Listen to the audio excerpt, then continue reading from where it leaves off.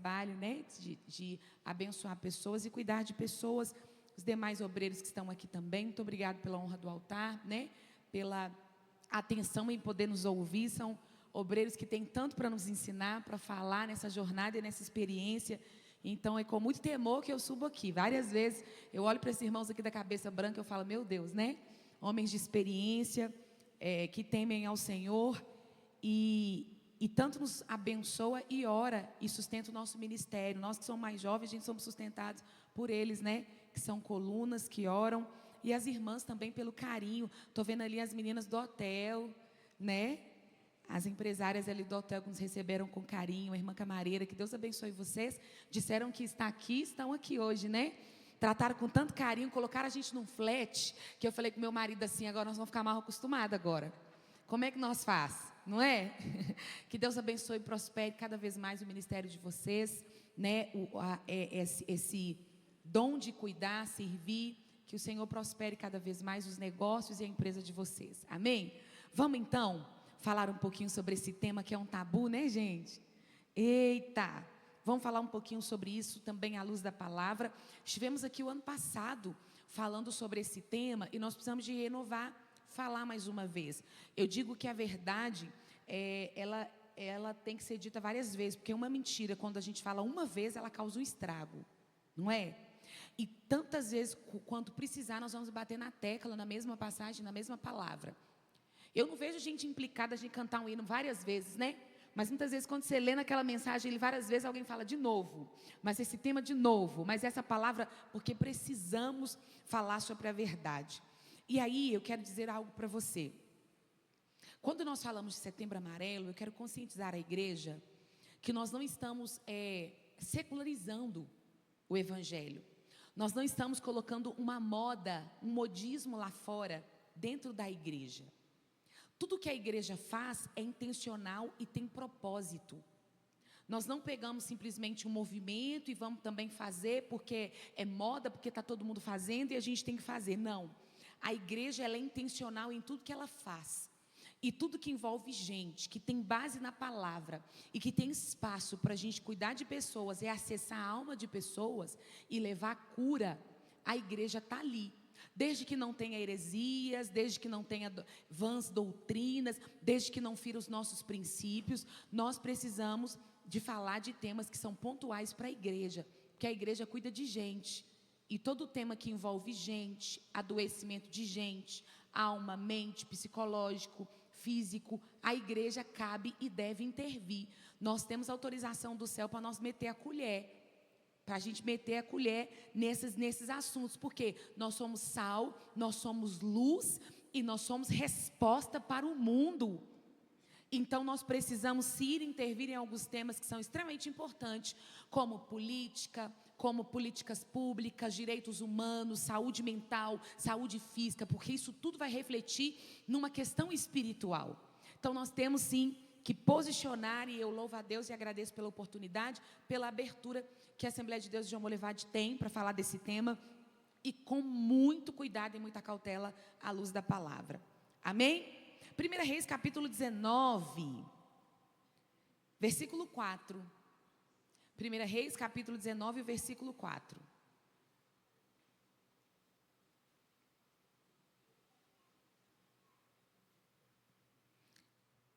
Enquanto você procura, quero agradecer também pastor Marcelo, que nos recebeu em Nova Era. Cheguei lá passando mal, né? Com a gestação, eu falei, não vou dar conta de pregar. E falei, o que eu falo, né? Ministrar uns 20 minutos? Não, o Senhor vai me dando força. Chegamos passando muito mal e ministramos lá 1h30. O Senhor nos sustentou e o Senhor tem nos sustentado aqui hoje também. 1 Reis capítulo 19, a partir do versículo 4. Amém, igreja? Quem achou, diga eu amo a Bíblia. Eita glória, quem não achou, diga eu também. Está aí no telão. Diz assim o texto: e então Elias foi para o deserto, caminho de um dia. Ele veio, assentou-se debaixo de um zimbro, que é um pé de árvore pequeno, uma árvore de porte pequeno. Então eis que um anjo lhe tocou e disse: levanta e come. E aí eis que ele olhou, e à cabeceira, ou seja, aos seus pés, estava um pão cozido sobre brasas, e também tinha uma botija de água. Ele comeu, bebeu e tornou-se a deitar. E o anjo do Senhor pela segunda vez o tocou e disse: levanta, ou seja, come do pão e bebe da água, porque grande será a sua jornada. Amém. Amém. Eu quero que você pegue essa frase aqui. Você pode, assim, eu não peço isso toda hora, tá, gente, na mensagem toda. Mas dependendo para a didática, a gente precisa, né? Principalmente quando está todo mundo caladinho, escutando, a gente precisa de gravar. Você pode olhar para alguém do seu lado e ministrar isso para ele ou para ela, dizendo assim: levanta. Diga para o seu irmão, diga: levanta. Come do pão hoje, bebe da água, porque grande será a sua jornada. Eu não sei se entrou alguém aqui querendo desanimar, mas eu tenho uma palavra de Deus para você. O Espírito Santo te diz nessa noite: você vai comer do pão e vai beber da água, porque grande ainda será a sua jornada. Amém? Eu quero que vocês prestem atenção aqui, acho que os pastores estão conseguindo olhar, né? A tela está boa ali na frente. Algumas coisas eu vou fazer a leitura para que vocês entendam. Se tiver dificuldade para a gente ler, porque às vezes a letrinha é pequena. Deixa eu dar uma introdução aqui. Então vamos falar para a igreja um pouquinho, por que existe o Setembro Amarelo? O ano passado nós tivemos aqui, eu lembro que teve algumas perguntas, lembrando que após o culto eu estarei num podcast aqui da igreja, da UMAD Cajomi, respondendo algumas perguntas sobre o tema. Então hoje nós não vamos ter tempo para abrir perguntas, mas se você tiver alguma dúvida, fique ligado depois do culto, manda sua pergunta lá na transmissão ao vivo, que a gente vai ter oportunidade de responder algumas perguntas. E aí vamos então, por que existe o Setembro Amarelo? E esse negócio de corpo, o que está todo mundo falando? Você vai num posto de saúde, tem. Você vai num hospital, tem. Você vai numa instituição tem. Muitas vezes uma instituição governamental está colocando ali uma fitinha, um laço amarelo. E esse negócio de Setembro Amarelo, que a gente acha assim, é uma cor que alguém achou bonita, e vamos lá, vamos colocar e vamos fazer. Tem um propósito e tem um objetivo. Embora seja algo trágico, que motivou alguém a tomar essa iniciativa e fazer essa campanha. Quem está passando para mim, eu vou dando sinal? É isso? Pode passar a próxima. Passou para a gente aqui, foi em 2013 que nós começamos a instaurar essa campanha no Brasil, nos 4 cantos do Brasil. Toda a Secretaria Municipal de Educação, da Saúde, principalmente a da saúde mental, colocou essa campanha do Setembro Amarelo para que a gente pudesse participar e envolver. Então, começou aqui no Brasil em 2013. Por que, Jane, o Setembro Amarelo? Nós falamos no ano passado, eu vou reforçar aqui para vocês. Pode passar. Vai aparecer aí um jovem na tela, tá vendo? Aquele jovem ali, ele chama Mike M. No ano de 1994, ele era um menino muito conhecido ali na comunidade americana onde ele morava. Ele tinha uma boa popularidade e ele gostava muito de trabalhar na mecânica, mexendo em carros. Aqueles meninos que crescem, vai cutucando carro, cutucando ali, cutucando aqui. E ele tem essa aptidão, tinha esse hiperfoco, essa habilidade para trabalhar em mecânica de automóveis. E aí um carro de um vizinho estragava, ele pedia para consertar e dava certo. Um carro do pai, do tio, e aí foi ganhando fama. Olha, um jovem, adolescente, que tem habilidade para mexer com carro. E com esses dinheirinhos, esses trocadinhos que ele foi ganhando, ele conseguiu comprar seu primeiro carro, que foi um Mustang, um Ford 1900 e, se eu não me engano, está ali na tela, 1964. E era um Ford amarelo, porque naquela época da década de 60, né, a gente usava muito amarelo, vermelho. Comprou um carro amarelo. Primeiro carro dele, um Mustang. E aí, poucos dias depois de adquirir esse carro, a família surpreendeu. Ele foi encontrado morto dentro do carro. Qual que foi o laudo e o diagnóstico? Ele cometeu suicídio dentro do carro. E aí chocou a família e a comunidade, porque ele não demonstrava tristeza, não demonstrava que tinha uma depressão, não reclamava de algo. Então ele guardava para si algo e entalava, né, gente, ia reprimindo aquilo. E aí no velório dele, houve uma repercussão tão grande da cidade, que os pais e a família surpreendeu com a quantidade de pessoas que foram no velório. Para recepcionar todo mundo, e com o choque que a família teve com o suicídio dele dentro desse carro, a família, então, ao invés de usar aquela fitinha preta, que é uma fitinha preta que simboliza o luto, não é isso? Toda vez que a gente vê numa rede social, num cartaz, uma fitinha preta, né, um lacinho preto, a gente entende, é um lacinho do luto, símbolo do luto. Então, a família substituiu a cor preta pela cor amarela, representando o Mustang que ele comprou. Então, a cor amarela veio do carro Mustang, porque era um carro que ele gostava, e o lacinho representando ali o luto. E aí, na porta do velório, a mãe e o pai de Mike começaram a distribuir bilhetes para todos os presentes na cerimônia fúnebre, e o bilhete continha frases como: se você está sofrendo, não sofra sozinho, converse, vamos tomar um chá, compartilhe o seu sofrimento, faça uma oração, busque uma igreja, procure uma ajuda. E os pais foram distribuindo esses bilhetinhos no velório. Houve uma repercussão tão grande que chamou a atenção da Organização Mundial da Saúde na época. E aí o movimento foi muito grande, chamou a atenção da imprensa. A Organização Mundial da Saúde, então, resolveu estabelecer o dia 10 de setembro, que foi o dia da morte de Mike, e o mês de setembro como um mês para combater o suicídio, para combater as doenças mentais e o silêncio e a indiferença da sociedade em relação ao sofrimento mental e emocional e psicológico. Havia muito preconceito, né, na questão do suicídio, o preconceito em relação a quem suicidava e a família também. Então, a Organização Mundial da Saúde pensou: nós precisamos de falar sobre o tema, nós precisamos de levantar uma bandeira sobre isso, e nós precisamos de abraçar as instituições que desejam cuidar de pessoas, que cuidam de gente, para falar sobre o tema. E aí surgiu, então, o Setembro Amarelo, que é uma campanha que nós estamos até falando aqui hoje, porque houve esse episódio com esse jovem de 17 anos, chamado Mike, esse adolescente. E aí, em 2014, foi tomando uma proporção muito grande aqui no Brasil. Pode passar, passa o próximo. Vamos entender um pouquinho como estão os dados no Brasil. Eu preciso que você entenda que nós não estamos falando de um ato isolado e imune aos cristãos. Nós somos cristãos, mas nós não somos anjos. Nós somos cristãos, mas nós não somos robôs. Crente sofre, crente chora, crente enfrenta o luto, sim.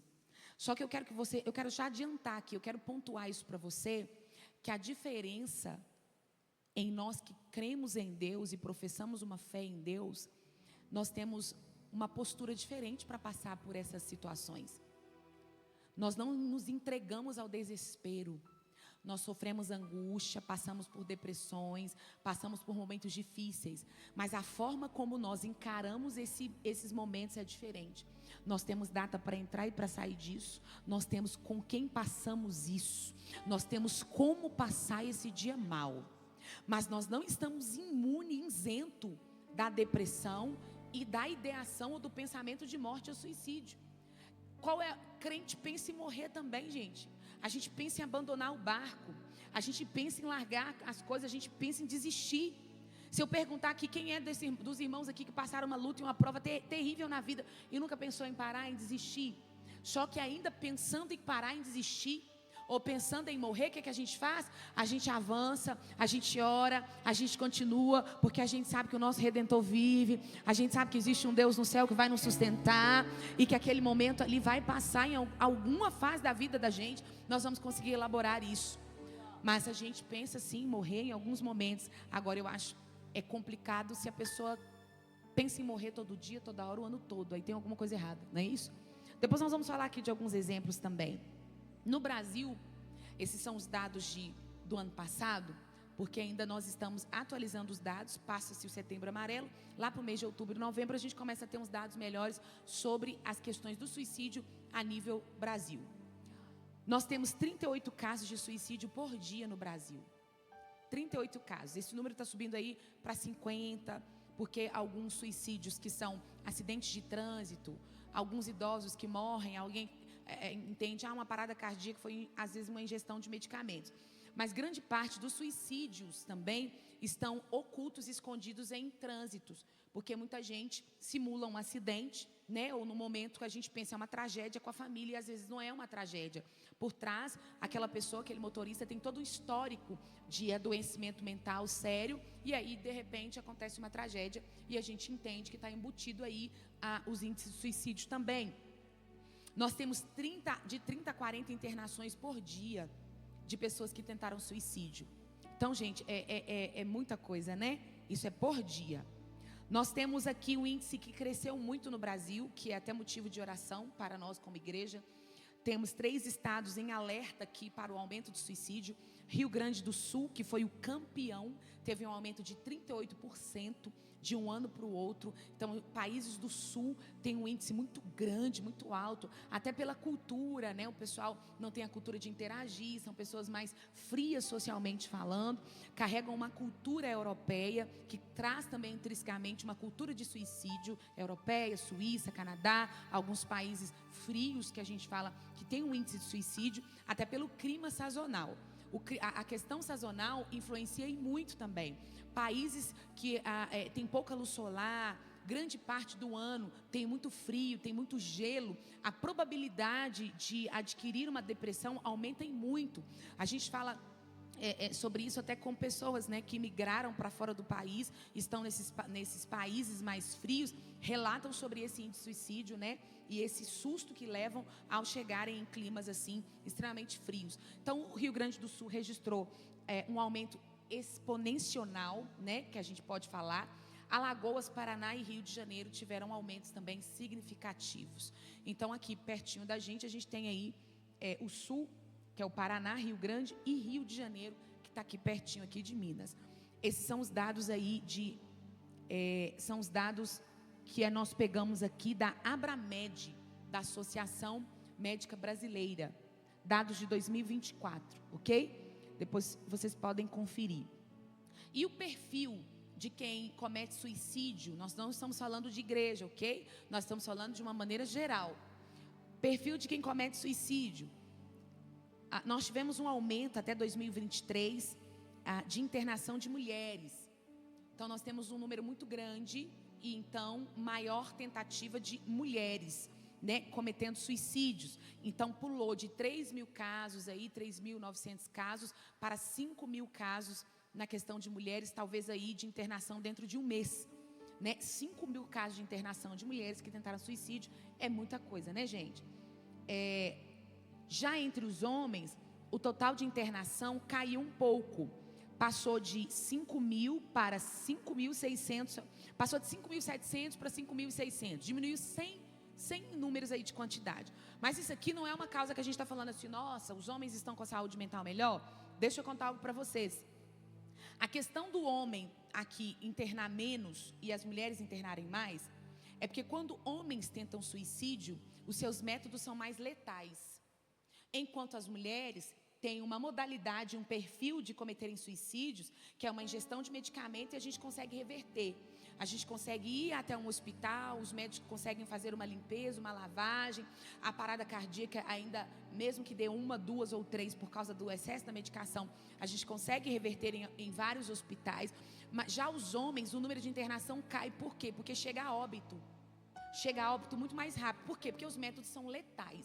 E aí, o que são métodos letais, né? Nós temos aqui adultos, né? Então, acredito que grande maioria é adultos aqui. O que são métodos letais? A gente fala que é arma de fogo, né? É o método do enforcamento, da asfixia. São métodos que é irreversível. Então, se alguém tenta suicídio, né, contra si, com uma arma de fogo contra a sua cabeça, dificilmente a gente vai conseguir reverter. Se é um enforcamento, dificilmente a gente vai chegar lá e conseguir encontrar a pessoa com vida. Já as mulheres, pela forma, a gente consegue ainda conversar, elas se abrem depois a gente senta, conversa, pergunta o porquê, o que está acontecendo, e elas conseguem se abrir. Os homens já são mais fechados nas suas questões internas, então eles já são muito mais executórios e objetivos, né? Então isso é um motivo de oração também em relação a isso. Hoje, gente, os homens são mais difíceis até para ir para o médico, né, gente? Fazer um exame que precisa. Então, é um motivo que a gente tem da gente orar. Não é que a gente está falando assim, mas esse é o perfil masculino. Gente, não é uma questão de perfil que Deus criou uma estrutura masculina assim. Sabe o que eu entendo? Isso é uma cultura. É uma cultura intrínseca, né? Que é alimentado. Então, nós precisamos de... Tem coisas na cultura que são boas, gente, mas tem coisas na cultura que não. E não é porque eles querem. Às vezes não é uma questão de teimosia. É uma questão de inconsciência, numa questão cultural. Então a pessoa é turrona, é marrenta para alguma coisa, mas é uma questão de cultura que foi lá do berço, foi implantada. Aí você pensa, com 60, 70 anos, você tenta mudar um trem que já está 70 anos na cabeça da pessoa, não é? Então a gente tem essa dificuldade mesmo. Esse é o perfil de aumento das internações, diminuição das internações dos homens, mas existe um aumento no óbito também masculino. Deu para a igreja entender? Ok? E uma questão também aqui, eu coloquei ali uma foto de uma idosa. Infelizmente, nós temos um aumento de suicídios entre os idosos. Sabe o que eu costumo falar, gente? Que a criança, para uma criança ela se curar, ela socializar, a gente tem que brincar com ela. Você senta, você brinca, você dá atenção para uma criança. O ato de brincar com uma criança cura um luto da criança, cura uma perda, cura um trauma. É brincando que você consegue acessar o coração da criança e curar ela. O adolescente, eu falo que ele gosta de andar em bandos. Adolescente gosta de andar em grupos. O que realiza um adolescente? Se ele tiver pertencente a um grupo, se ele sentir aceito, se tiver uma amiga, se tiver uma amizade, um adolescente sozinho, isolado, é uma angústia terrível, né? Tem a saúde mental extremamente debilitada. O adolescente, ele gosta de andar em grupos. É isso que faz com que ele se sinta bem, se sinta aceito. O adulto, o jovem adulto, gente, chama para sair para comer, para você ver que alegria que é. É um almoço, é uma pizza, é um churrasquinho, a conversa vai, a conversa vem, é isso. Tem que sair para comer alguma coisa, não é? E o idoso é a companhia. O idoso, vamos na pizzaria, às vezes ele não dá conta. Mas se você sentar e ficar ali, batendo um papo, batendo uma prosa com o idoso, pronto. É terapêutico para o idoso, é uma alegria danada você bater um papo. Tem um meme aí no Instagram que eles falam assim, né? Eu ouvi na historinha da senhorinha no ponto de ônibus, só porque eu dei bom dia para ela. É assim, você está no ponto de ônibus, você dá bom dia para uma senhorinha, pronto, ela conta a vida dela toda. E conversa, porque essa carência de conversar, de fazer troca, idoso gosta de conversar com gente jovem, né? Com pessoas também.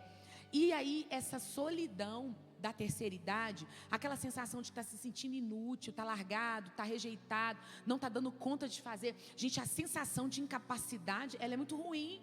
Quando você pensa assim, eu estou ficando limitado. Gente, eu estou com 40 anos. Aí eu estou grávida com 40 anos. A diferença quando eu tinha 30...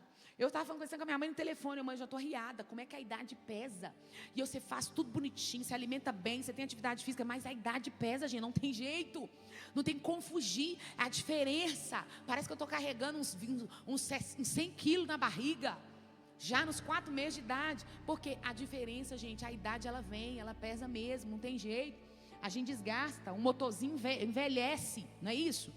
E essa sensação de que eu não estou conseguindo fazer a mesma coisa, principalmente, eu falo que a terceira idade aqui, que é da década de 40, 50, 60, sempre foi autônomo, foi lá, cortou lenha, fez suas coisas, lavou sua roupa, fez sua comida, e aí depois começa a debilitar. Isso é uma dificuldade imensa, porque você precisa da ajuda do outro. Aí os filhos começam a mandar na gente, não é, gente? Os filhos começam a mandar, não manda? O senhor não vai sozinho não, pai, o senhor não vai sozinho não, mãe. O senhor tá bom, o senhor tomou remédio? E a gente tem que mandar, sabe por quê? Porque eles viram uma criança, né? E aí começa os filhos querer mandar na gente. Não é? Querendo olhar, não é, pastor Paulo? Acha que está caducando. Pensa assim, meu pai está caducando, né? E aí o que acontece? Você começa a sentir, poxa, então já que eu não consigo mais ser útil, eu não consigo ter autonomia, eu não consigo saber se eu saio de casa sozinho ou não, aí vem o momento da solidão, vem o momento da angústia, vem o momento da tristeza, aí começa a depressão na terceira idade. E a depressão na terceira idade, gente, é algo real, existe. Nós temos muitos obreiros, muitos irmãos, muitas irmãs que estão aqui, e sabe o que eu acho lindo? A garra deles, eles estão angustiados, muitas vezes não falam, carregam coisas que só o céu sabe, mas eles estão ali, estão orando, vem com a Bíblia na mão, intercede pelos outros, tem uma dor no coração, mas está intercedendo pelos outros. Então, a realidade da depressão na terceira idade existe no nosso meio também, até no meio cristão, e a gente precisa se atentar a isso. Quando a gente olha para essa faixa etária aqui, um grupo de 20 a 29 anos tem sido mais afetado pelo suicídio. Já na terceira idade, houve um aumento dos casos de suicídio com pessoas acima de 60 anos em 2023. Nós tivemos 903 casos, quase 1.000 casos de suicídio só de idosos. E é uma realidade. Eu atendi um caso de suicídio numa Assembleia de Deus Nossa, no município perto de Belo Horizonte. Era um senhor aposentado da polícia. Ele estava sentindo essa solidão, esse vazio, essa dificuldade, sentindo inútil. Atuou tanto tempo na polícia, né, e parou por muito tempo. E aí a angústia tomou conta, e a gente também entende que existem umas demências que vêm. Então, muitas vezes, gente, a gente não pode nem questionar. Eu não vou entrar em mérito aqui se o suicídio ganha salvação ou não. Isso não é um debate teológico. Mas eu entendo que o céu vai ser surpresa para muita gente. Tem muita gente que muitas vezes tem alguns distúrbios neurológicos, muitas vezes tem demências em algumas idades e acabam cometendo coisas fora da sua razão e da sua consciência, da sã consciência. Então, eu já vi várias pessoas em surto inconsciente, não saber o que está fazendo ali. Não era possessão demoníaca, muitas vezes era uma demência neurológica, né? Então, a mente humana, gente, é uma caixa de surpresas. E aí cometeu suicídio, e logo em seguida a esposa não aguentou e fez a ingestão das medicações. E eu fui atender a família, um caso extremamente triste, mas não houve ali um apoio nem médico, e muitas vezes de parentela perto, né, para poder socorrer. Então é uma realidade também. Cuide dos seus idosos. Se você tem idosos em casa, cuide deles, tá, gente? Não é querer que você tem que ser autoritário, mandar e cercear o idoso, mas é com carinho, é com cuidado, deixando com liberdade. Eles são gente, têm autonomia, têm um poder de escolha ainda para algumas coisas, né? Mas cuide bem dos seus idosos. Cuide dos anciões, né? Nós precisamos é um dever da igreja, órfãos, viúvas, os nossos debilitados, né? É um dever nosso como jovem a gente cuidar. Um dia nós vamos ficar velhinhos. E aí? A gente planta e a gente vai colher aquilo que a gente plantou. Então, todo respeito, todo cuidado com os nossos idosos, os nossos anciões, porque nós chegaremos lá, né? Ninguém vai escapar, né, gente, da terceira idade. E aí entra o perfil das crianças. É algo também assustador. Se vocês não sabem, eu acho que eu falei isso ano passado. As crianças... O primeiro suicídio infantil foi em Belo Horizonte, no Brasil. Só que a gente não viu a mídia publicar isso. Isso tem alguns anos. O primeiro suicídio infantil foi em Belo Horizonte. Você tem noção? Uma criança de 5 anos fez um desenho despedindo o pai e da mãe e pulou do 8º andar. A irmã Vania até compartilhou. A gente tem a gente fica antenado nesses temas, e ela me compartilhou um dado também, que era o que a gente já estava pesquisando, que os dados hoje apontam para a gente investigar também a questão infantil. E recentemente agora, um caso de um suicídio também infantil, né, de criança de entre 7 e 8 anos. Isso é extremamente triste, né? Você vê o tanto que a angústia, a depressão, a ansiedade tem passado muitas vezes dos adultos, do pai para o filho. Na aula de psicologia pastoral aqui, nós falamos com os obreiros aqui que esse comportamento muitas vezes é adquirido. Às vezes a criança não tem noção do que é uma depressão, mas se ela convive muito com uma pessoa extremamente depressiva, sem tratamento, ela vai adquirir um comportamento depressivo, ela vai aprender um comportamento depressivo. Então é por aprendizado. E muitas vezes não é nem pelo que aquela criança passa, embora tudo que ela passa, a história de vida dela vai pesar, mas é adquirido, é intrínseco, né? Fica ali na criança. Ela aprende o comportamento depressivo, assim como ela aprende um comportamento ansioso, né? É um aprendizado. E o que nós temos aqui dos dados do perfil das crianças? Também, agora, a faixa das pré-adolescência, 10 a 14 anos, foram 601 casos de suicídio de crianças a partir de 10 anos. É assustador, não é? Você pensar que uma criança de 10 anos, né, gente? Pensa uma de 5, uma de 7, de 10 anos, cometer suicídios, né? Os irmãos que estão aí mais no interior, tem muitas essas experiências também. Isso não é uma coisa longe não, tá? Foi o dobro se comparado a 2011. 2011 tivemos 315 casos de internações de pré-adolescentes. Agora vamos para os dados geral no mundo. Isso aqui nós colocamos no Brasil. Agora os dados geral, gente. Olha o que eu vou dizer. Olha o que eu vou fazer aqui para você, ó. 1, 2, 3, 4, 5, 6, 7, 8, 9, 10, 11, 12, 13, 14, 15, 16, 17, 18, 19, 20, 21, 22, 23, 24, 25, 26, 27, 28, 29, 30, 31, 32, 33, 34, 35, 36, 37, 38, 39, 40. 40 segundos que eu contei aqui. A cada 40 segundos, alguém se mata no mundo. Eu acabei de contar 40. Eu fechei a boca, alguém se matou. A cada 40 segundos, não é minutos não, a cada 40 segundos, alguém tira a sua vida no mundo. Isso é algo absurdamente sério.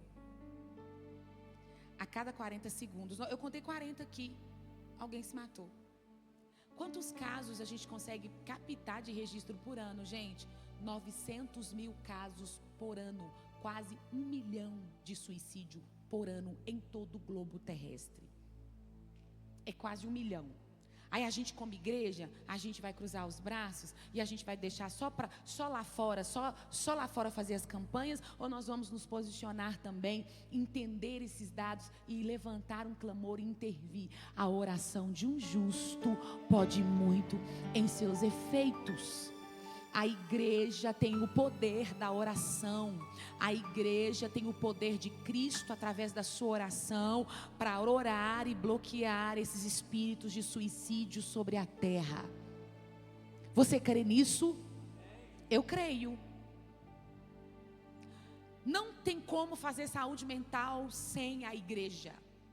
Não tem como nós da área da saúde mental promovermos saúde mental em postos de saúde, em hospitais psiquiátricos, em consultórios particulares, em clínicas, se não existir uma igreja que ora.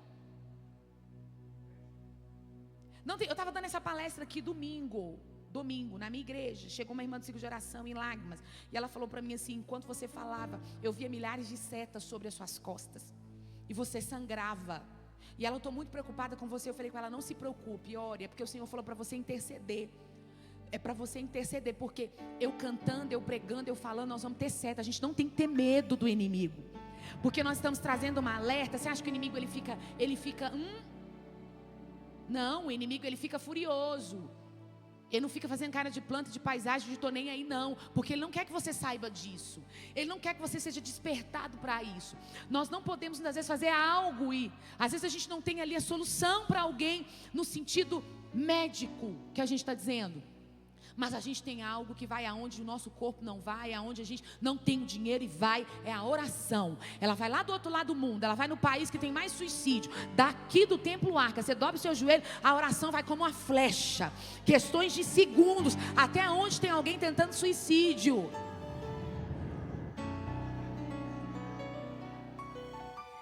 Irmãos, eu vim de uma época que eu ouvi muito testemunho. Eu ouvia testemunho de quando o Espírito Santo acordava a gente de madrugada e mandava o crente lá para a beirada da rua, da estrada, e a gente não sabia. Mas para que, Senhor, que o Senhor está me mandando aqui? Para aí. Chegava lá, a gente encontrava alguém querendo pular da ponte. O Senhor desperta pessoas, o Senhor usa gente lá, o Senhor usa pessoas. Então, se desperte como igreja, não coloque esses dados, não assuste não fica assim: misericórdia, Senhor, o mundo jaz no maligno. Não, Jane, daí é pior, porque o mundo jaz no maligno. Não significa que as coisas vão piorar, que a gente vai parar de se posicionar, que a gente vai parar de orar. Então aqui, ó, a igreja vai avançando, o mal avança, nós também vamos avançando. A gente vai avançando contra as portas do inferno. Então a igreja precisa de se posicionar mesmo. Amém? E qual que é o perfil dessas pessoas que suicidam? 700 a 800 mil pessoas, quase 1 milhão. Entre 15 e 30 anos é o índice maior. Então, os nossos jovens. O que o inimigo está querendo dizer? Nós vamos matar uma geração de jovens Porque aí a gente aborta um propósito lá do futuro, acaba a família, acaba tudo, e a gente acaba com, né? E a gente vai ter uma geração aí que vai ser abortada no meio do caminho. Isso é uma estratégia do inferno, igreja. E nós precisamos de nos posicionar. E o que a gente faz então? Pode passar, é preciso encorajar. Pode chegar, isso é aí mesmo. É preciso encorajar o diálogo aberto. O que é mais difícil aqui, gente? As pessoas têm dificuldade de falar sobre o que sente. As pessoas têm preconceito de falar assim aqui, olha, eu, sinceramente, eu já pensei em fazer uma besteira. Eu já pensei em fazer uma loucura. Eu atendi uma pastora essa semana que ela falou para mim assim, Jane, como você eu não vou ter vergonha de falar, mas eu pensei em tirar minha vida. Se não fosse a minha fé, se eu não cresce que existisse um céu, se eu não cresce que existisse algo no céu para mim, um temor no meu coração, eu não estaria viva aqui. Então tem muita gente que está viva aqui, gente, por causa da fé, não se engane não. Tem gente que está passando prova e luta e está vivo por causa da fé, porque sabe que existe um Deus, porque sabe que existe uma eternidade. E se não fosse a fé? E as pessoas que não têm a fé lá fora, né? Elas cometem mesmo loucura. Então, gente, a gente precisa de romper com essa cultura do silêncio. A gente precisa de romper com essa cultura de preconceito. Não vamos falar sobre esse tema, misericórdia, no meio da igreja. Nós não vamos falar sobre isso. Ah, meu Deus, misericórdia. A Bíblia não isentou o suicídio de Judas. A Bíblia não ocultou casos seríssimos aqui. Não é? Nem mesmo o episódio de Sansão foi oculto aqui da palavra, porque nós precisamos de falar, nós precisamos de falar sobre isso e quebrar esse estigma. Nós precisamos de dar lugar à abertura, dar lugar ao diálogo e ter essa liberdade. Quando a igreja propõe um tema como esse aqui, você vai ter liberdade para poder trazer alguém de casa, alguém da família. Você vai poder ter liberdade para contar para alguém, para compartilhar, para falar de um filho que passou por isso, de alguém da família. Porque que a gente começa a quebrar o tabu. Porque a gente entende que a gente vai ter a liberdade para falar sobre isso. Agora, sabe o que me dói o coração? O próximo slide está dizendo o seguinte, ó. A maior parte dos casos de suicídio poderia ter sido evitada se houvesse tratamento psiquiátrico qualificado e acolhimento. Isso é o que dói. Aqui, quase 90% das pessoas que tentaram suicídio tinham solução, tinham como reverter. E nós como igreja, para Deus nada é impossível? E aí? Não é? E nós que temos a palavra e acesso à nossa fé? De acordo com o site oficial da campanha do Setembro Amarelo, 100% dos casos de suicídio... Gente, o site está dizendo que é 100%. Eu falei no quase 90%. O site já está apontando. 100% dos casos de suicídio estão relacionados a doenças mentais que não foram tratadas corretamente, não foram medicadas, não tiveram acesso a psiquiatra e nem psicólogo, e não tiveram informação e não tiveram apoio. Você está entendendo? Porque existe um preconceito ainda. Existe uma cultura, né, do preconceito que impede. E aí, aqui eu vou parar nesse slide, né? Porque eu quero aplicar na palavra aqui também. Como que começa muitas vezes o pensamento de ideação suicida, gente? História de vida, coisas da infância, traumas, ansiedades, depressões, lutos, perdas, são tantas coisas. É um conjunto de coisas também.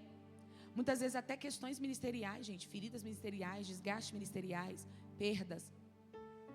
Começa com uma rotina de pressão, de estresse, no mundo que a gente vive, na economia que nós temos, na pressão para a gente matar um leão por dia, levanta, trabalha, vai para casa, come, no outro dia levanta, trabalha, vai para casa, come. Na pressão de matar um leão por dia, nós entramos numa rotina de tensão e estresse. O estresse leva à ansiedade, a ansiedade na sua forma não tratada ou não tratada leva à depressão. A depressão na forma mais grave leva ao suicídio. Então a segunda maior causa de morte na América Latina é o suicídio. A primeira maior causa de morte é o acidente de trânsito. Embora muitos acidentes de trânsito nós suspeitamos que sejam suicídios, que não são acidentes de trânsito. Hoje, o maior índice de suicídio é nas cadeias penitenciárias do Brasil. O maior índice de suicídio são presos dentro de cadeias se suicidando. Então nós precisamos também de intervir. O evangelho ele é suficiente, não é? Ah, porque está preso, porque está lá, porque cometeu isso, cometeu aquilo. Mas o Senhor, Ele morreu por todos. E se houver arrependimento, transformação e mudança de vida, eu não compreendo, você não compreende. O céu salva. Graça não se discute. Misericórdia não se discute, se vive. Eu vou usar uma frase que eu sempre digo. Só usa de misericórdia quem um dia precisou dela. Só compreende e tem misericórdia quem um dia precisou da misericórdia. Não é? Só usa de misericórdia quem não tem telhado de vidro até que aconteça alguma coisa. Né, gente? Então, precisamos de orar, porque uma das maiores causas do suicídio é a depressão. É a maior causa de suicídio no Brasil e no mundo. Então, agora vamos orar para a palavra e vamos entender. Eu já ministrei isso aqui, eu quero reforçar essa palavra. Como, pode encerrar o slide, muito obrigada. Como que o Senhor trata uma depressão na Bíblia? Como que Deus vê uma pessoa depressiva na Bíblia?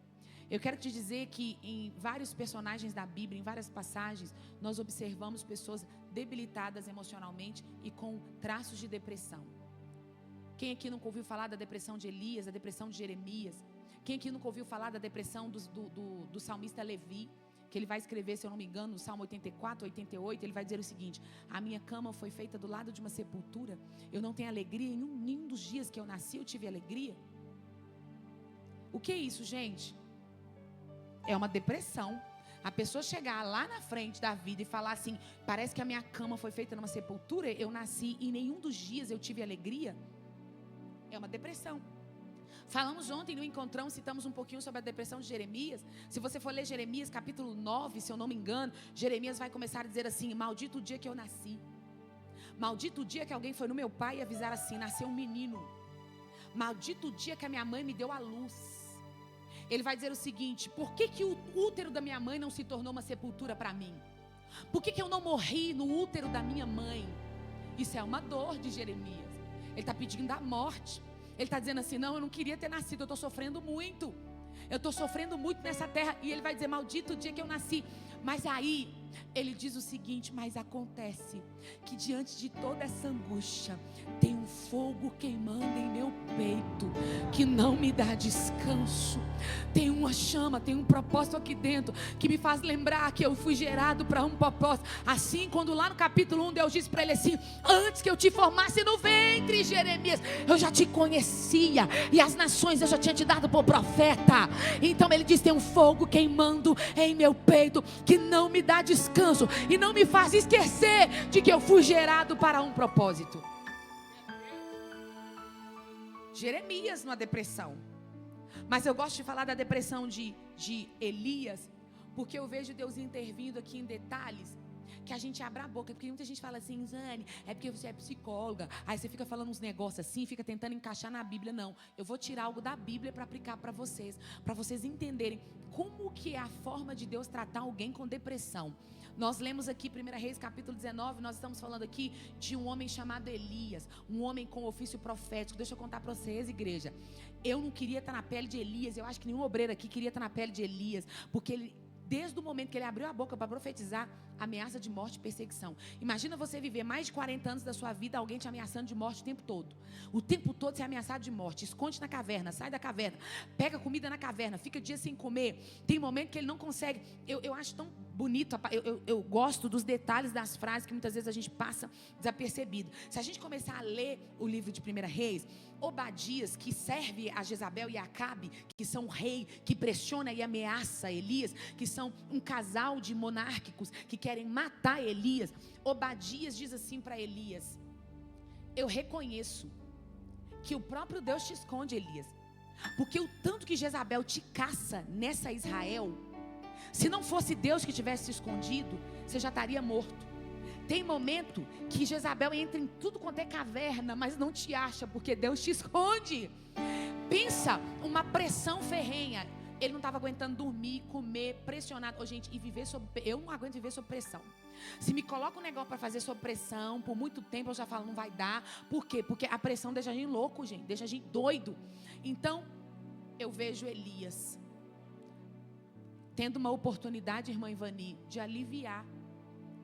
Aí alguém propõe para ele assim: sobe no Monte Carmelo, chama os profetas de Baal, chama o Deus satânico da Jezabel para construir um altar. E o seu Deus, Elias, você constrói um altar para ele. Coloca água em torno desses altares. O Deus que responder com fogo é o Deus verdadeiro, simples assim. Aí Jezabel topa, manda os profetas dela, sobe para o monte. Aí Jezabel está lá, o meu Baal que é o Deus. E aí a proposta é, eis que o Deus que responder com fogo, esse é o verdadeiro. Aí todo Israel vai ter que se dobrar e declarar quem é o Deus verdadeiro. Aí Elias pensa assim, meus problemas vão acabar. O que ele está fazendo aqui? Colocando uma expectativa em cima de uma situação. Ô gente, e quanto mais alta a expectativa, ele vai dizendo assim, eu sei que Deus é o Deus verdadeiro. Ah, ele vai responder com fogo. Ah, meus problemas vão acabar, eu vou começar a dormir em paz, eu vou comer bem, eu vou poder profetizar, eu vou poder viver em paz. Ô, gente, mas não existe paz, não. Para quem teme ao Senhor e anda na contramão, se você está procurando paz nesse mundo e alegria plena, você está no lugar errado. Aqui no mundo nós não teremos plenitude, nós não teremos paz completa, não. Aqui nós estamos sendo equilibrados e guiados pelo Espírito Santo, mas a felicidade plena e a paz completa é lá na eternidade. É para lá, nós estamos vivendo aqui preparando para chegar lá. Aqui a gente vai sentir deslocado, tem época que a gente vai sentir chorar, tem hora que bate uma angústia do nada na gente.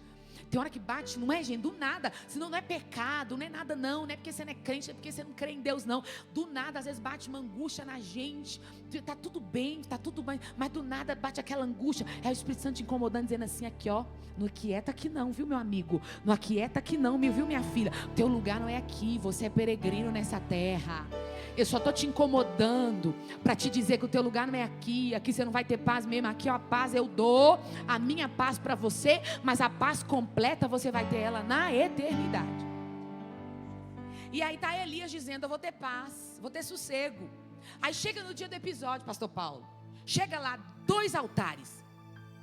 Aí os profetas de Baal, quantos? Era 400, né? 400 profetas. E, ô Baal, derrama fogo aqui.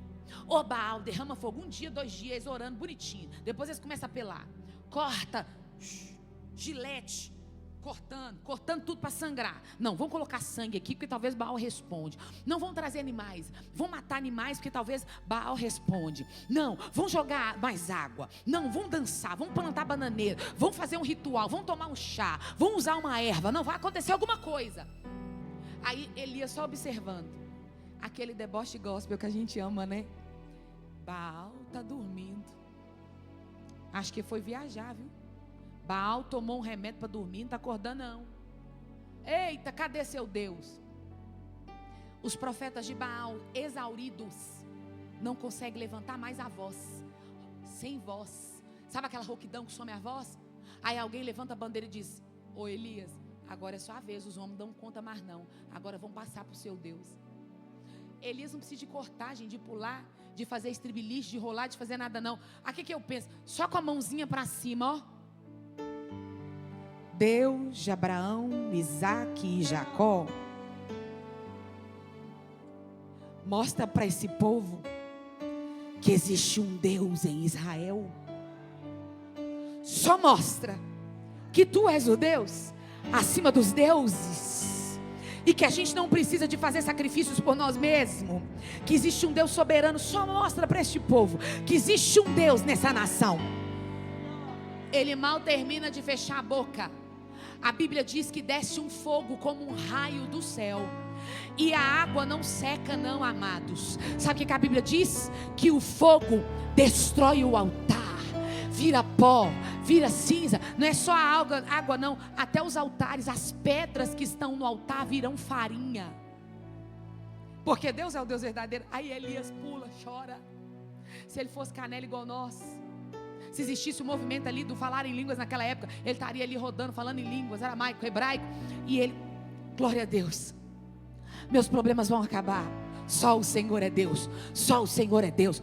E dobra os joelhos, e o povo dobra os joelhos e diz, o Deus de Elias é o Deus verdadeiro, só o Senhor é Deus. Aí Deus diz assim para Elias, ô Elias, desce lá para o vale, pega uma espada, mata esses 400 profetas, porque não haverá raiz de satanismo no meio. Vamos lá. Ele desce, e o povo de joelho dizendo, só o Senhor é Deus. E Elias, junto com o servo, acompanhado do seu servo, ele extermina 400 profetas de Baal.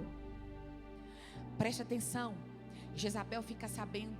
Aí Elias está lá no vale e ele diz assim, acabaram os meus problemas. eu vou para casa, vou tomar um banho, agora eu vou poder ir para minha casa, que eu não entro nela há muito tempo. Aí alguém manda um recado lá no vale: ô Elias, se eu fosse o seu, eu não voltava para casa não. Jezabel mandou uma tropa atrás de você, e ela quer a tua cabeça numa bandeja, você morrerá. Elias assusta, leva um choque, e ele começa a questionar: como assim? Como assim, Deus? Como assim o Senhor respondeu com fogo? É para o problema acabar, agora que o negócio agrava. Aí que agora ela começa a colocar toda a tropa, todos os tenentes, todo o exército que ela tem atrás de mim. Aí Elias pensa assim: não dou conta, não quero mais. Elias surta, é um surto ali emocional de exaustão. Agora olhe para mim, tem uma pesquisa, não, se eu não me engano, é em Harvard, que essa pesquisa aponta que quando nós estamos em ambiente de culto, estamos em adoração, usando a nossa fé, porque aqui nós não estamos vendo uma pessoa que a gente toca, não é?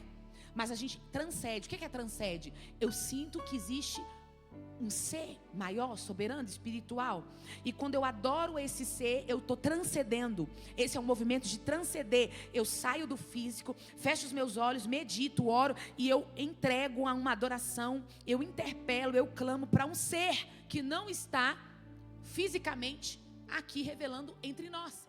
Esse ato de transcender dá um gasto de proteína ferrenha. Então todas as vezes que nós estamos em ambiente de culto, nós consumimos proteína. Você não chega em casa depois do culto falando assim: deixa eu morder uma pontinha de uma cenoura, deixa eu morder uma folhinha de alface. O seu irmão chega aqui querendo comer só alface. Não, a gente chega o quê? Querendo comer carne, não é? Uma comida boa. Não é, gente? A gente quer comer alguma coisa. Ou então, se você, uma proteína, um ovo, algo que é mais leve, um queijo, um leite, uma fruta que tem proteína. A gente sente necessidade de alimentar, mas um alimento que vai nutrir, porque a gente consome um nível de proteína. Agora pense Elias, dias enfrentando os profetas de Baal, fugindo de perseguição, ameaça de morte, sem alimentar direito, sem beber água direito, em batalha espiritual o tempo todo. Depois ainda tem que descer e matar sozinho 400 homens à espada. Ele estava exausto. Aí chega ainda a notícia: vão te matar. Ele não deu conta.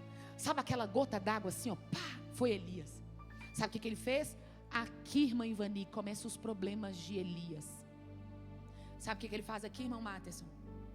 O texto diz o seguinte: então Elias abandona o seu servo, deixa o servo e diz: eu quero ficar só, eu quero me isolar, eu não quero aliança, eu não quero companhia, eu não quero ajuda. Ele deixa o servo e vai sozinho para o deserto. Deixa eu contar para vocês, igreja, o perigo de estar só, o perigo de se isolar. E na depressão, na angústia, na ansiedade, o que a gente quer fazer? A gente quer se isolar. E o isolamento leva a gente para um limbo e só vai nos afundando. Quanta gente não consegue vir porque eu quero ficar lá isoladinho por causa da depressão, da angústia. Não, eu não quero porque eu estou ferido por causa de gente. E a gente sempre fica falando: é gente que machuca a gente, é gente que mata. Gente, quanto mais perto a pessoa é da gente, mais profunda é a ferida no nosso coração. Quanto mais perto a pessoa é da gente, mais ela nos machuca, dependendo daquilo que ela faz. Aí a gente quer o quê? Tem trauma de gente. A gente não quer envolver, a gente não quer ter contato, porque mexer com gente é difícil. Mexer com gente não é fácil não. Mas olhe para mim, se tem gente que machuca, se tem gente que fere, se tem gente que não presta para nós, não é? Tem gente que Deus levanta para curar, tem gente que Deus levanta para fazer alianças, tem gente que Deus levanta para nos abençoar. Não só tem gente ruim na terra não, tem gente que é agente de Deus e levanta. E aí por quê? Porque Jesus morreu na cruz por causa de gente. A gente vai habitar no céu com gente. Então não pensa você que você vai subir para o céu e vai ser só anjo lá, não. Vai ter só anjo lá no céu, não vai ter gente. Então nós precisamos de aprender a amar pessoas. As nossas diferenças não servem para criar abismo entre nós. As nossas diferenças de opiniões, de ideias, de perfis, não é para gerar oposição e afastamento entre nós. É para complementar, é para respeitarmos uns aos outros. Falar: pega aqui na tua mão, você é diferente de mim, eu sou diferente. Muitas vezes um gosta de gritar pregando, o outro gosta de falar mais mansa. E tem hora que a gente precisa de um que grita, tem hora que a gente precisa de um mais manso. E as nossas diferenças vão fazendo o quê? Somando, somando, somando. transformando. Então a gente precisa de gente. Você pode pegar na mão de alguém e falar assim: eu preciso de você. Eu preciso de você. A gente não foi criado sozinho não, amados. Nós somos criados para habitar no meio de gente. A comunidade terapêutica aqui da igreja também, né? É uma comunidade de envolvimento. Agora vamos voltar aqui para o tema rapidinho. Elias, quando ele larga o servo, ele rompe a comunhão. Então olhe para mim, vai atrás de gente. Se você vê que tem um irmão que não veio, que está desanimado, fala assim: vamos lá, vamos ir, gente. Ah, mas eu não gosto. Tem uma irmã que chegou lá perto de mim lá na nossa igreja, cuida de líder. Não vou ficar passando a mão na cabeça de gente velha. Então não serve para ser líder.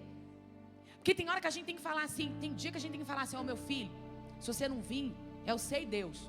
Mas tem hora que a gente tem que respirar, ter paciência, contar até 1000 e falar assim: ô amada de Jeová, ô chuchuzinho de Jesus, vamos, vai dar tudo certo, vambora, bobo, vambora, eu passo para te pegar. Tem hora que a gente tem que ter paciência, porque, e aí, a paciência é um fator requisito para poder ir para o céu. A aprovação da nossa fé gera paciência, a paciência gera perseverança, e a perseverança faz o quê? A gente ter constância para chegar no céu. Então, se a gente não tem paciência, está faltando caráter cristão. Porque uma das características para a gente ser crente é a paciência. Não é? Ah, Joana, mas eu tenho estupim curto. Vai fazer uma academia, vai tomar um chá de camomila, vai tomar um chá de melissa para você acalmar. Mas a gente precisa da paciência. Então, traga alguém, não se isole não. Não abandone os grupos não, não sai do conjunto não, minha amada. Não sai da classe escola dominical não, não sai da banda não. Venha, se envolva, vai lá para o almoço mesmo da família.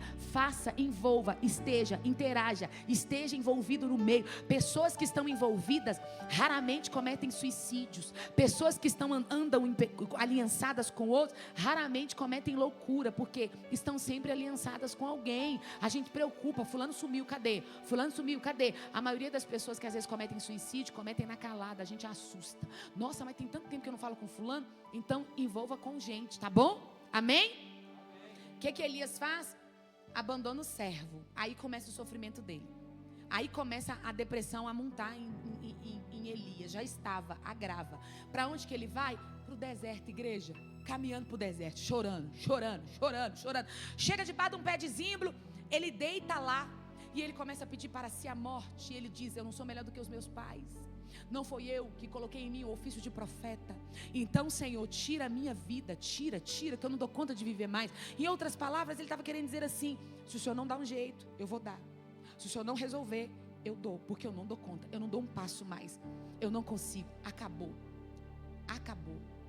Ele chora, pede para si a morte e dorme debaixo de um pé de uma árvore pequena. Agora preste atenção, eu não vejo Deus olhando para Elias com depressão e tendo preconceito e falando assim: ô Elias, você é profeta, meu filho, levanta a sua cabeça, você está endemoniado, deixa eu expulsar esse demônio seu. Eu não vejo o céu cerceando Elias, ou tripudiando em cima de Elias, ou chicoteando, em outras palavras, Elias, porque Elias estava com depressão no deserto. Eu vejo um Deus olhando para o céu, vendo um filho deprimido no deserto, e Deus se posiciona dizendo o seguinte: eu vou intervir na depressão de Elias, eu vou entrar no negócio, eu entrarei ali e tirarei Elias da depressão. Alguém está entendendo? A gente não isola. Porque o que acontece, gente, quando era um meio cristão? Depressão é falta de lavar um copo, é mimimi, falta de capinar um lote, é falta de fé, é falta de Deus, é demônio. Ah lá é a problemática, é o problemático. É porque não está orando, é que está afastado de Deus, é maldição hereditária. É isso que as pessoas apontam e dizem. A primeira coisa é o julgamento da fé. Um processo não anula o outro. O fato de você ser cristão não impede você de ter aflições no mundo. Nós, como crentes, teremos aflições comuns aos seres humanos da terra. Nós temos aflições igual os outros seres humanos têm. Ímpio, crente ou não crente. Ímpio ou não. Ou você aceitou Jesus, recebeu Ele no seu coração, na sua casa não vai ter dengue, não tem gripe, você não precisa tomar remédio, você não precisa fazer mais nada. Você não precisa de passar por uma cirurgia, não precisa de anestesia. Você tem uma dor de cabeça, você não precisa de remédio. Você não precisa do remédio de pressão mais. Você não precisa da insulina porque você é diabético. Então, olhe para mim. Nós somos crentes, mas nós somos seres humanos. A gente tem gripe, tem dengue, tem ansiedade, tem depressão, tem trauma, tem luta, tem vontade de viver, tem vontade de morrer, tem hora que a gente fica cansado, tem hora que a gente está animado, tem hora que a gente fica com sono, tem hora que a insônia vem. Nós passaremos pelas mesmas aflições comuns aos seres humanos na terra. A diferença é, eu vou repetir, a forma que eu passo, a forma que eu lido, com quem eu passo, como eu passo, a atitude, a forma que eu vou lidar com a depressão que tem que ser diferente. Alguém entendeu? Então eu não vejo o céu tendo preconceito ou dizendo para Elias assim, é falta de oração. Você não orou. Como, gente? Deus vai falar isso para Elias? Ele acabou de orar lá no altar. Ele acabou de orar e desceu o fogo do céu. Como que o céu vai acusar Elias de negligência espiritual? Ele entrou numa depressão pelo desgaste, pelo cansaço, pela perseguição, pela frustração do episódio do Monte Carmelo. Eu vejo Deus olhando para a terra num deserto. Quem que ele manda para lá? Um anjo. Mas não é fazendo alarde não, tá? Aqui não está dizendo que é um anjo cheio de fogo nas asas, com carruagens gritando nos 4 cantos do deserto, com arcanjos, querubins e serafins. Não, é um anjo, aqui é uma teofania. O que é uma teofania? É quando existe uma aparição divina em forma humana. Teofania é um anjo, vamos dizer aqui, em formato de humano. Chega lá, Elias está dormindo. Que sono é esse, igreja? O sono da depressão. Quem aqui nunca, né, gente? Sabe aquele dia que você chora? Que você levanta com o olho desse tamanho? Você chora a noite toda, fecha a janela e chora. E ninguém sabe, ou então debaixo do chuveiro. Você chora. Isso é muito comum nas mulheres. O homem também chora, tá, gente? Vocês acham que eles não choram não, né? Jesus chorou. Chegou a suar gota de sangue sofrendo, não é? Homem também chora.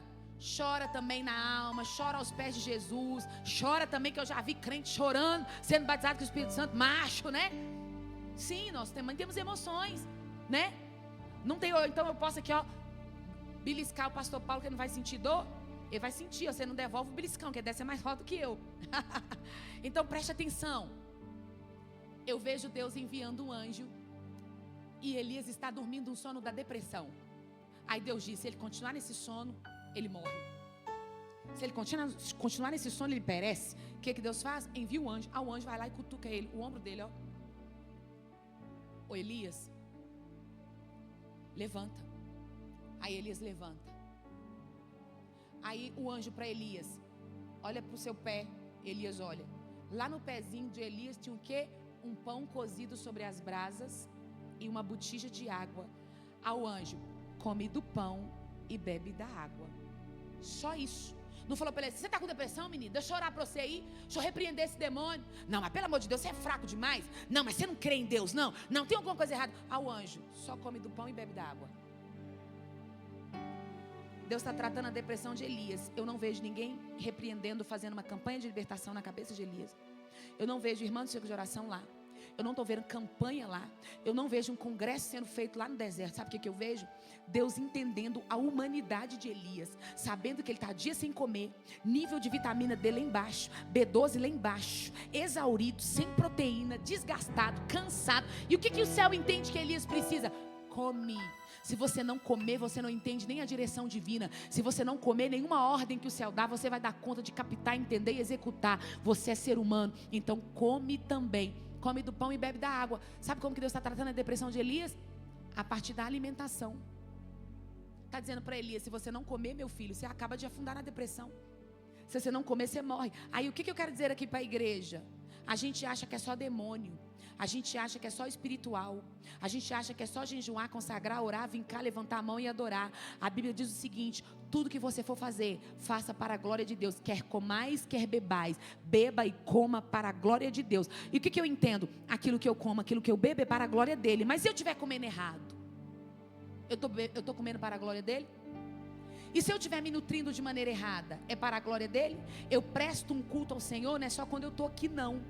Eu presto um culto ao Senhor com aquilo que eu coloco na mesa para comer, com toda a minha maneira de viver, corpo, alma e espírito. É uma incoerência danada achar que a gente está bem espiritualmente, orar, jejuar, consagrar. Chega em casa, nós comemos tudo errado. É uma incoerência danada achar que a gente está bonitinho, crentinho aqui. Chega em casa, a gente não faz atividade física, ou não dorme as horas que tem que dormir e não toma o remédio que o médico prescreveu. Indisciplina.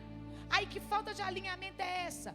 O povo cristão é o mais sábio da terra. Só que a Bíblia diz o seguinte: aqueles que andam nas trevas são mais prudentes do que aqueles que andam na luz. Gente, tá cheio de gente que não teme ao Senhor lá fora, que professam outros deuses. Olha a alimentação, equilibradíssima. Cuida da saúde, igual que ninguém.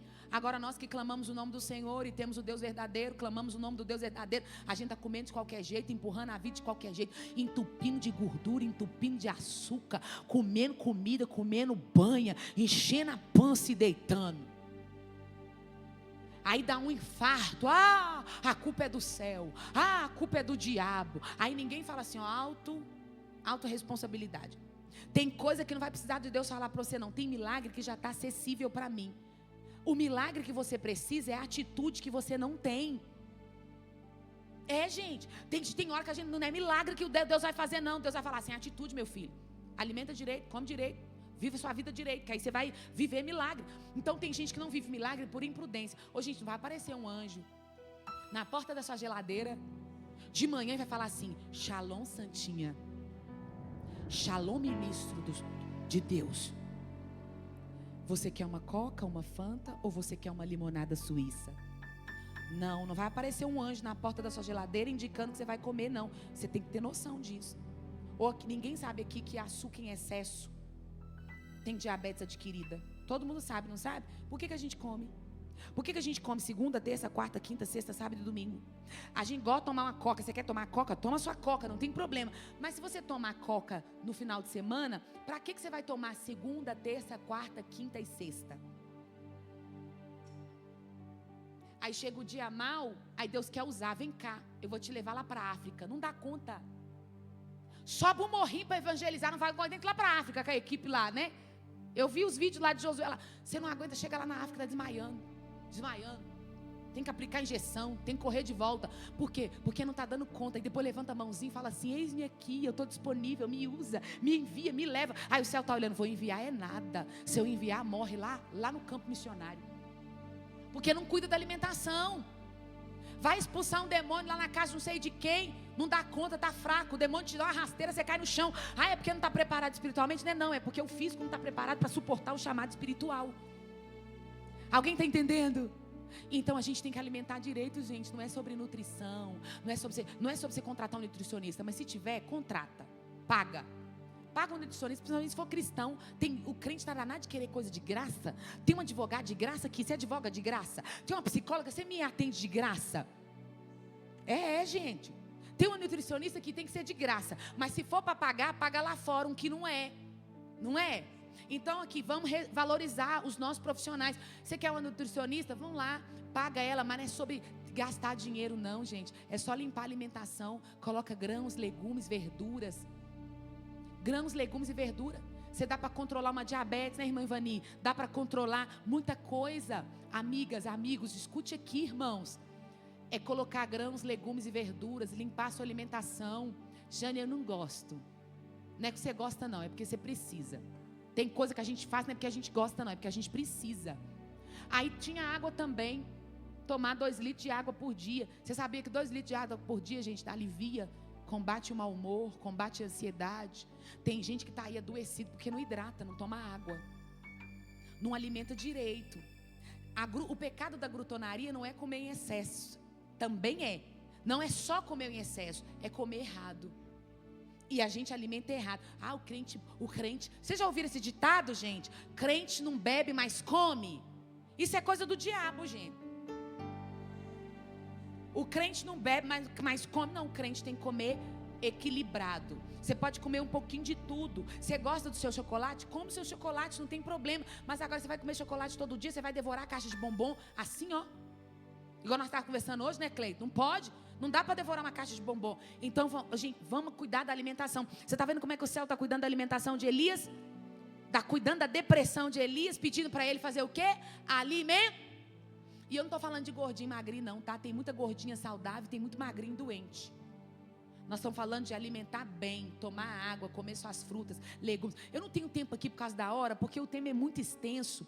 Mas olhe para mim. Eu já falei isso aqui com as irmãs, se eu não me engano. Nós pegamos 10 mulheres que não podiam engravidar, e em vez de levar para o tratamento, para poder olhar ovário e útero, nós levamos para um nutricionista. Durante 1 ano mudamos a alimentação dessas mulheres. Das 10 que não podiam engravidar, 9 engravidaram, só mexendo na alimentação. Estão lembrados de Ananias, Misael, Azarias e Daniel? Sobreviveram na Babilônia só comendo de quê? Legumes, verdura, aquilo que o Senhor fez brotar da terra. Então vamos embora comer uma verdurinha, um leguminho, vamos comer uma fruta, vamos fechar os pacotes de biscoito recheado, vamos colocar uma maçãzinha na boca, na bolsa, descasca uma laranja, para de preguiça de descascar uma laranja, pega uma banana, coloca na bolsa, banana tem de graça na zona rural, uma Coca-Cola custa 20 conto, de 15 a 20 reais, 1 quilo do limão você compra aí barato, você compra 1 quilo da laranja barato, você compra 1 quilo da banana, se ela já estiver quase amadurecendo. Não é questão de gastar dinheiro, é questão de mudar a mentalidade. Paulo diz: transformai-vos pela renovação do vosso entendimento, para experimentar a boa, perfeita e agradável vontade de Deus. Se não mudar a mente para muita coisa, não é só no mundo espiritual não, tem que mudar a mentalidade, corpo, alma e espírito. Amém, igreja? Amém? Então bora comer fruta, para de preguiça. Não abre a Coca-Cola de segunda, terça não. Taca 2 limão no liquidificador, bate o limãozinho lá, coa na peneira e taca para dentro. Toma um limãozinho, não exagera no açúcar, equilíbrio. Aos obreiros que estão aqui, a gente falou no curso de obreiro, equilíbrio, gente, não é? Tem que ter equilíbrio também, nós falamos muito sobre isso. Porque senão pressão alta, diabetes, infarto, nós não aguentamos subir o degrau ali, ó. Daqui a pouco nós vamos ter que colocar o elevador para subir nas escadas das igrejas. Por quê? Porque o crente está sedentário. Sobe aquela rampa ali, já chega aqui, ó. Amém? Segundo ponto, deixa eu acelerar aqui. Ele come do pão e ele bebe da água. Deus está tratando a depressão de Elias. Alimentação. Tem muita gente adoecida porque alimenta errado, tá?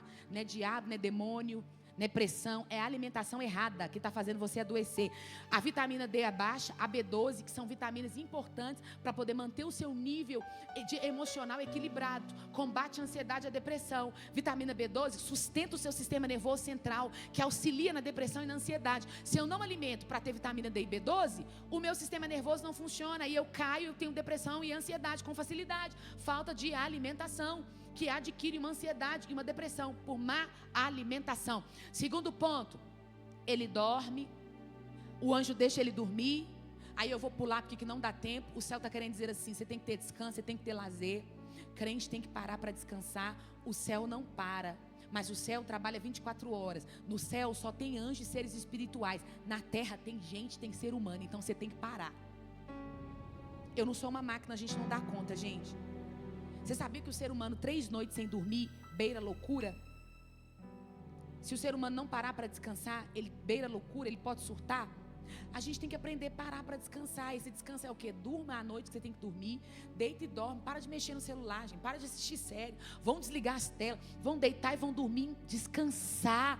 Você precisou de parar também para tirar um tempo e umas férias? Para também, não é pecado. Você tem que pausar. Deixa que você tem que voltar. Não é para ficar com preguiça e esquecer da vida, não. Para, tira o seu tempo que você te tirar. Descansa. Dá um tempo. Viaja, volta renovado. Para. Deus está permitindo Elias descansar. Eu não sei quanto tempo ele fica ali no deserto, mas Deus está permitindo Elias dormir e descansar. Aí o mesmo anjo volta. Quando o mesmo anjo volta, o que ele faz? Toca no ombro de novo. Vem cá, Materson, deixa eu, com todo respeito, deixa eu usar aqui você para a gente ir para o encerramento. Materson está aqui. Ele está simbolizando Elias, ok? Aí o anjo toca em Elias, acorda ele e diz assim: levanta. Só que ele dá uma ordem colocando a mão no ombro. Algumas versões vão dizer assim: ele tocou-lhe no ombro. Encorajamento. Sabe o que é tocar no ombro? Encorajar. Quem são os seus amigos? Quem são as suas alianças? Quem são as suas amigas? Você tem amiga, você tem amigos, ou você quer viver sozinha? Você faz troca ou não? Porque a Bíblia diz o seguinte: compartilhe suas necessidades uns com os outros para seres curados. Gente que não faz troca, gente que não tem comunidade de fé para fazer troca, adoece. Por que a Bíblia incentiva? Congregai-vos. Não é bom que vocês se abstenham de congregar? Venham, não se afastem da comunhão, compartilhem uns com os outros, confessem uns aos outros os vossos pecados. A Bíblia diz para confessar para um justo advogado, que é Cristo, mas depois o próprio Deus orienta a partir de Paulo: compartilhem e confessem os seus pecados uns aos outros para serdes curados. O que a Bíblia diz? A troca cura. A troca é terapêutica. Agora, se eu fico entalada, calada e não quero contar nada, não quero fazer troca, eu adoeço. Mas olhe para mim, pessoas que são confiáveis, tá? Crente tem que ser confiável. Aí não dá tempo da gente falar da fofoca no meio cristão. Outra hora a gente fala da fofoca no meio cristão, que é o que conta para um, vai lá e conta para outro, que conta para outro, que conta para outro. E lá no ponto de ônibus, a pessoa que nem é da igreja está sabendo. Então preste atenção, encorajamento. Você quer ter saúde mental? Aprenda a alimentar bem, não deixe a comunhão, descansa, tenha tempo para parar e descansar. E outra, quem anda com você, quem pisa na sua casa, quem senta na sua mesa, quem vai na sua cozinha, quem tem acesso à sua casa, você vai na casa de quem, você senta na mesa de quem, você conversa com quem, você fica na hora do almoço fofocando, ou você trabalha e vai viver? Tem gente que na hora do almoço, gente, você senta com ele para conversar, ele fofoca tanto, pesa tanto o ambiente, é tão pessimista, traz problema para a solução que você apresenta, e você acaba pior. Você é o próximo fofoqueiro ou fofoqueira. Você pesa uma nuvem sobre você.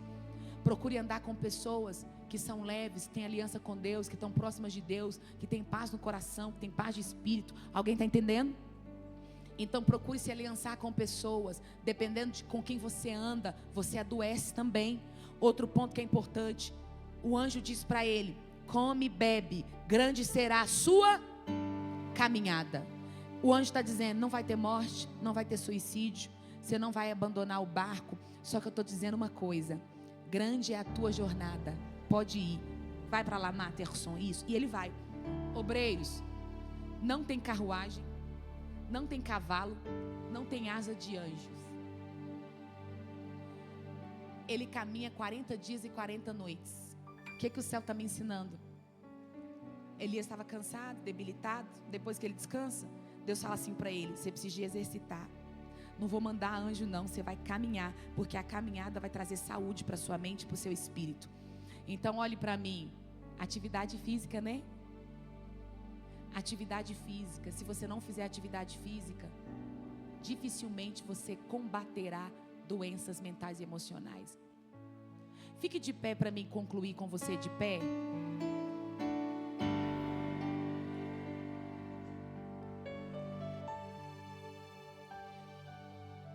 A Organização Mundial da Saúde diz que uma pessoa que não pratica atividade física é considerada doente. Jane, eu não consigo caminhar 3 vezes na semana, 25 minutos, combate a ansiedade e a depressão. 25 minutos, gente. Jane, eu não posso caminhar, tem restrição médica? Vê o que você pode fazer, um pilates, um funcional, uma caminhadinha, né, na rua, no quarteirão da sua casa, no quintal da sua casa. Eu não posso porque eu tenho restrição médica, então vê com o médico o que você pode fazer, de repente sentado, faz uma atividade, mas você não pode ficar sedentário e sedentário. O sedentarismo adoece. Deus conta com uma igreja sarada. E aí, e se nós formos sedentários, a gente vai dar conta de fazer a obra, gente? E se a gente for sedentário, a gente vai dar conta de cumprir o propósito que Ele colocou no nosso coração? E se a gente for sedentário, a gente morre rápido e aborta um propósito, é para a gente ir até tantos anos, a gente morre antes por negligência nossa. Então vamos fazer uma caminhada, uma atividade física. Quem puder, faça uma natação. Você quer fazer uma academia? Faça uma academia. Tome cuidado para os lugares que você vá, com as roupas que você vai usar. Você não está lá para exibir seu corpo, você não está lá para poder mostrar para ninguém. Você está lá para cuidar do seu físico, para a sua alma e o seu espírito ficar fortalecido também. Jane, eu não gosto de sair para academia, não gosto de sair para a rua. Bota um corinho de fogo lá na sua casa, vai faxinar, dá uns pulos, pula corda, enche umas garrafinhas PET de água e faz um exercício funcional em casa. Não tem desculpa. Dá para ser crente saudável e o céu conta. Hoje Deus só usou gente, Paulo caminhava, Elias caminhava a pé, Sansão, Davi, enquanto o texto diz que Saul matou 1000, Davi matou 10.000. Olha a estrutura que esses homens tinham, gente. Olha o físico que esses homens tinham. Você não via falar que eles dormiam até meio-dia, não. Você não via falar que eles dormiam, que eles ficavam lá roncando de tarde, não. Eram homens ativos. O céu precisa de pessoas ativas. Por isso que nós temos gente doente no meio da igreja, porque não come bem, não faz atividade física, não faz algo bem. Amém? Amém? E para encerrar, ele caminha 40 dias e 40 noites, com a força daquela comida, e ele tem saúde. Chega lá dentro da caverna, ele ainda está entalado, ele tem medo ainda. Aí Deus aparece na porta da caverna e diz assim para Elias: o que você está fazendo aí? Deus sabia, igreja, mas Deus está provocando Elias falar da dor dele. Enquanto eu pergunto, Elias fala. Quando ele desabafar, ele vai ter alívio. Olhe para mim, não engole as coisas não. Tem gente guardando coisa da infância aqui. Tem gente guardando abuso da infância. Tem gente guardando coisa que nunca contou para ninguém.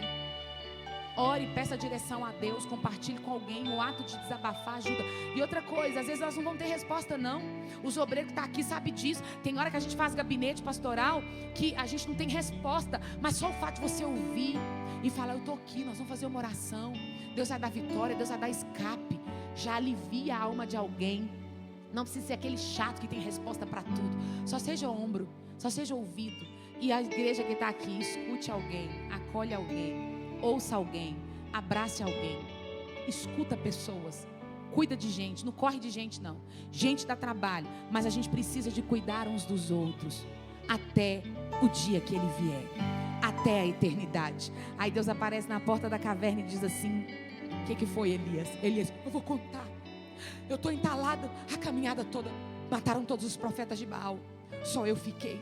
Sofri perseguição, eu desejei a morte, eu não dou conta mais. Aí Deus escutando, talvez balançando a cabeça e dizendo para ele: Deus diz assim: primeiro, sai daí, seu lugar não é aí. Eu já te tirei do deserto, então você não vai entrar para a caverna. Volta, vem. Você vai voltar pelo mesmo caminho que você veio. Você vai voltar pelo mesmo caminho que você veio e você vai ungir Eliseu. O que Deus está dizendo, irmã Ivani? Enquanto você vive o propósito, eu termino de te curar. Não é para parar de orar, não é para parar de profetizar, não é para parar de fazer o que eu coloquei nas suas mãos. Sai da caverna, vai ungir Eliseu. Quando ele unge Eliseu, ele encontra o maior amigo da jornada dele. É no processo de dor que Deus nos apresenta alianças, que Deus nos apresenta aqueles que são amigos dele. E Deus diz para Elias: você está achando que é só você que está aí sofrendo? Volta pelo mesmo caminho que você veio e vai para Israel, porque lá tem 7.000 profetas que não se dobraram à depressão, que não se dobraram à perseguição. Tem 7.000 que ficaram na caverna também. Tem 7.000 que foram para o deserto também, mas voltaram para Israel e estão de pé. O seu lugar é no meio dos sobreviventes. O seu lugar não é na cama pedindo morte. O seu lugar não é no deserto pedindo para adoecer. O seu lugar não é se entregando à doença. É no meio do exército que sobreviveu.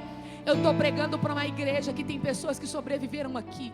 Tem mulheres guerreiras que sobreviveram aqui. Tem obreiros guerreiros que sobreviveram aqui. Tem famílias que sobreviveram aqui à angústia, à depressão, às falhas. Sobreviveram aos tropeços. Sobreviveram às histórias de vida cruéis.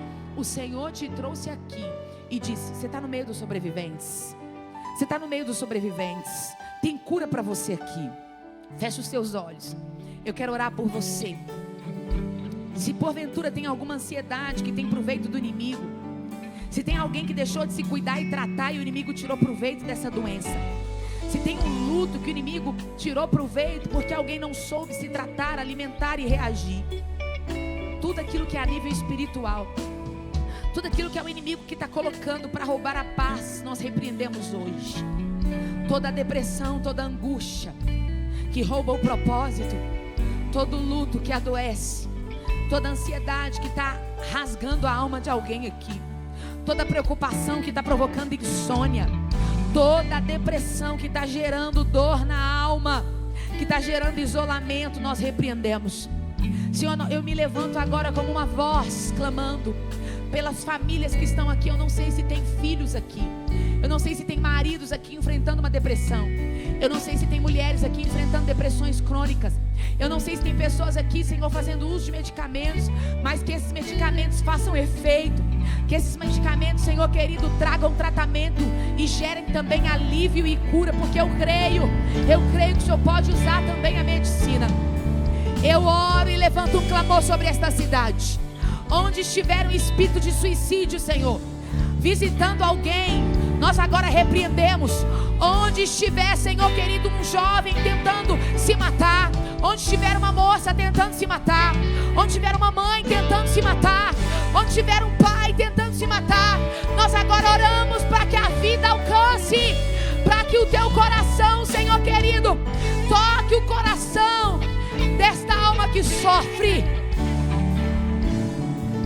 Nós repreendemos, Senhor, nós repreendemos todo pensamento e ideação suicida, todo pensamento de morte, todo pensamento de angústia, todo pensamento autodestrutivo, todo pensamento de tragédia, nós repreendemos agora.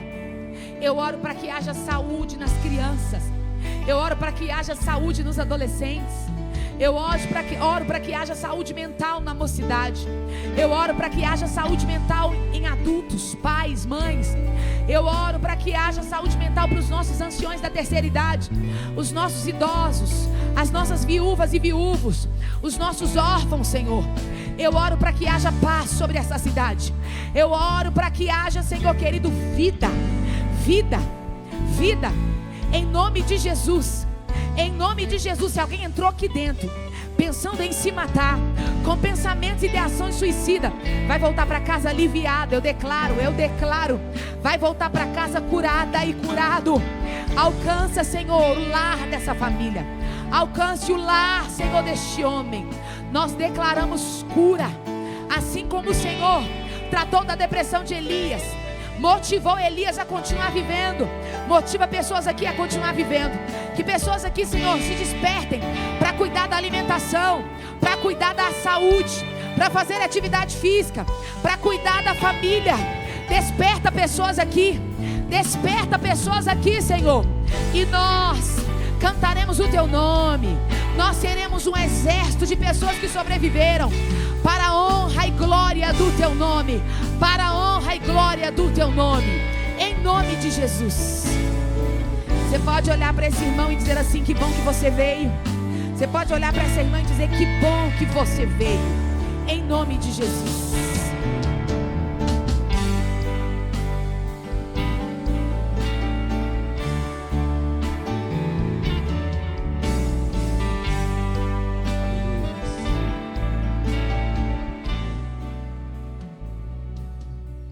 Tem alguém nessa noite e quer entregar a sua vida para Jesus, que ainda não fez isso e sentiu hoje